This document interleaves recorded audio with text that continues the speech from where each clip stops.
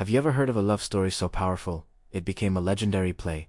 A story about a prince, a beautiful court dancer, and a kingdom on the brink of change. Today, we're not just diving into history, we're uncovering a tale of romance, power, and legacy that has echoed through the centuries. We're talking about Agnimitra, the second ruler of the Shunga Dynasty, a man whose life was as dramatic as the plays written about him. Forget what you think you know about ancient Indian kings. Agnimitra wasn't just a conqueror. He was a character straight out of an epic, and his story begins not on a battlefield, but with a glance that would change his destiny forever. What if I told you that one of India's most celebrated Sanskrit plays, written by the great poet Kalidasa, was based on the real-life romance of a king? This isn't fiction. This is the story of Agnimitra and Malavikagnimitram. It's a tale that has everything: forbidden love, courtly intrigue, jealous queens, and a prince determined to win the heart of a woman he wasn't supposed to love. But who was this man, Agnimitra?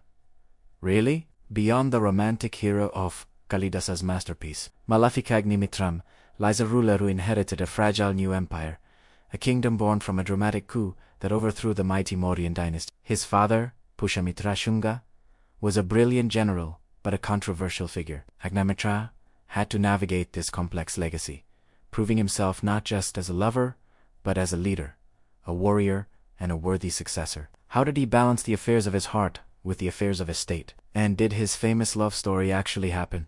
Stick around, because we are about to unravel the captivating life of Agnimitra, separating facts from fiction and exploring the true story behind the legend. To truly understand Agnimitra, we have to go back to the year 185 BCE.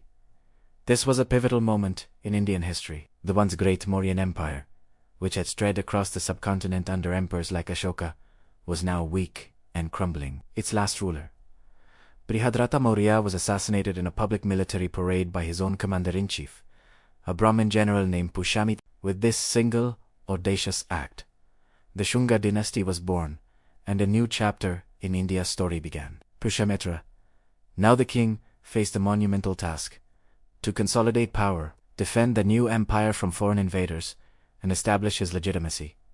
This is the world Agnimitra was born into. While we don't have his exact birth date, historians place his reign around 149 to 141 BCE as the crown prince. He wasn't just waiting in the wings. His father entrusted him with a crucial role: the viceroy of Vidisha, a strategic city in central India. From this outpost, the young prince learned the art of governance and warfare firsthand. His time in Vidisha wasn't just an administrative posting.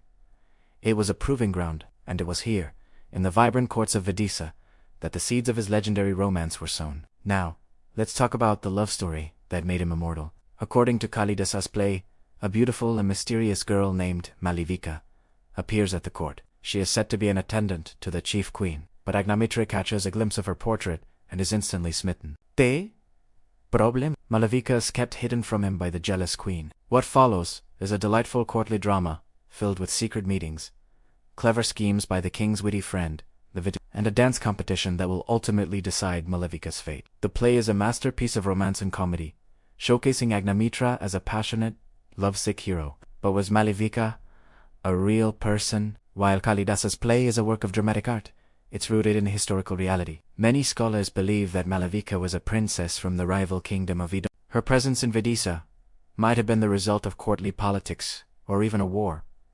The play hints at this. It mentions a conflict between Agnimitra and Yagnosena, the king of Vidarbha. This isn't just a dramatic device, it's supported by historical context. The Shunga dynasty was actively trying to expand its influence, and a war with the neighboring Vidarbha kingdom is highly plausible. In the play, the war with Vidarbha is cleverly intertwined with the love story. Agnimitra's victory on the battlefield is directly linked to his victory in winning Malavika's hand. In fact, it is revealed that Malavika is the lost princess of Vidarbha, making their union not just a romantic triumph, but a politically strategic alliance. This dual victory cemented Agnimitra's reputation as both a formidable warrior and a romantic hero. It showed that he could command armies and capture hearts with equal skill. The story, whether entirely true or beautifully embellished by Kalidasa, perfectly captured the essence of a Shunga king, a protector of Dharma, a patron of the arts, and a man of passion. Beyond the romance, Agnimitra's reign was marked by significant military and political challenges. He inherited an empire that was still finding its footing. The biggest threat came from the west, from the kingdom of Vidarbha. As we touched on, historical evidence suggests a real conflict took place. The details are sparse, but it appears Agnimitra led a successful campaign against King Yajan. According to the narrative pieced together from various sources, the kingdom of Vidarbha was split into two, with each part ruled by a cousin loyal to the Shunga. This was a classic divide-and-rule strategy, effectively neutralizing a powerful rival and securing the Shunga Empire's southern flank. This victory was a major achievement, proving that Agnimitra was a capable military strategist in his own right, not just living in his father's shadow. But the challenges didn't end there. Agnimitra also played a role in one of the most famous events of his father's reign, the Ashvamedha sacrifice, or the horse sacrifice. This ancient Vedic ritual was performed by powerful kings to declare their undisputed sovereignty. A consecrated horse would be let loose to wander for a year, accompanied by the king's army. Any rival king who stopped the horse had to fight. If the horse returned unchallenged, the king's supremacy was established, and the horse was sacrificed in a grand ceremony. During one of Pushyamitra's Ashvamedha sacrifices, the horse wandered into the territory of the Yavanas, the Indo-Greeks, along the banks of the Sindhu River. The Greeks, who had been pushing into India from the northwest, captured the horse. This was a direct challenge to Shunga authority. A fierce battle ensued, and who was leading the Shunga army? None other than Agnimitra's own son.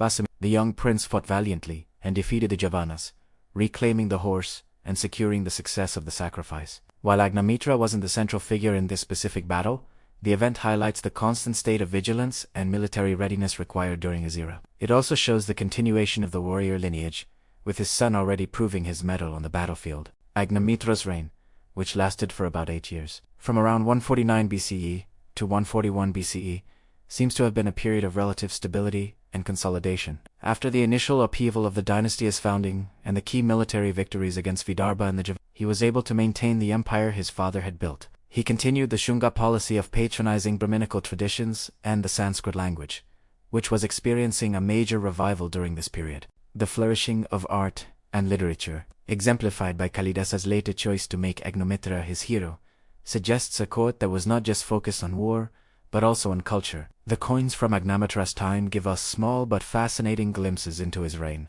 They bear his name and titles, solidifying his identity as a sovereign ruler. The art and architecture from the Shunga period, such as the beautiful railings and gateways of the Barhat Stupa, show a distinct style. While much of this was initiated under his father, it continued and flourished under Agnimitra. These cultural achievements are a crucial part of his legacy. They show a dynasty that, despite its violent origins, was deeply invested in building a rich cultural and religious landscape. Agnimitra's life, as we know it, comes to a close around 141 BCE. The circumstances of his death are not recorded, and like many ancient rulers, he fades from the historical record. He was succeeded by his son, who is identified either as Sujista or Vasujiesha in the Puranic lists of kings. The story of Agnimitra is a perfect example of how history is often a blend of hard facts, epiteles, and educated guesses. We have the framework of his reign from king lists and inscriptions. We have the evidence of his military victories from dramatic literature and historical context. And we have the immortal romance, captured forever by the genius of Kalidasa. So, was he the lovesick hero of the play, or the shrewd military commander who secured an empire? The truth is, he was likely both. Agnimitra represents a fascinating transition in Indian history, a time when the old Mauryan order gave way to a new dynasty that championed different traditions and faced new threats. His story reminds us that behind the grand titles and epic battles, historical figures were real people with passions, ambitions, and complex lives. He was a son trying to live up to a powerful father, a king defending his borders, a patron of the arts, and a man whose love story became the stuff of legend. His reign may have been short, but thanks to a poet's pen, his name has achieved immortality. Thank you so much for joining me on this journey back in time to uncover the story of Agnimitra. If you enjoyed this blend of history, literature, and romance, please hit that like button and subscribe to our channel for more deep dives into the fascinating figures of the past. Let me know in the comments which historical character you'd like to see us explore next. Thanks for watching, and we'll see you in the next video.